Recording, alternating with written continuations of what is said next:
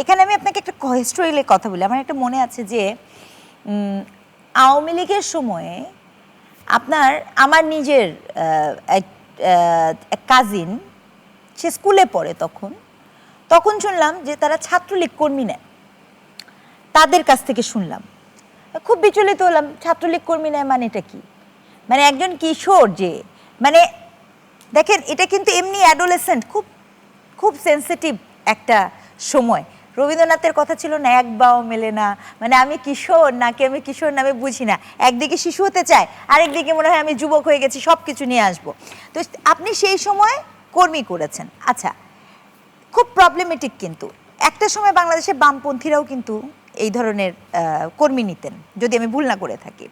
তো বামপন্থীরা যখন নিতেন, সেটা তারা বিভিন্ন হয়তো বা কার্ল মার্কসের বই পড়াতেন বা এই ধরনের কিছু।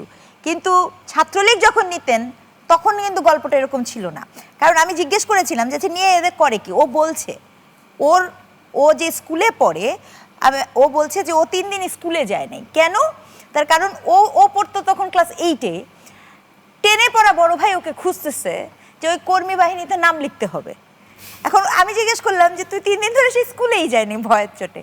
তো 3 দিন পরে জিজ্ঞেস করলাম যে কি করে, বলে কি এই যে রাস্তা থেকে অনেক ফুটে ওদের ভাষায় ফুট থেকে টাকা তোলে।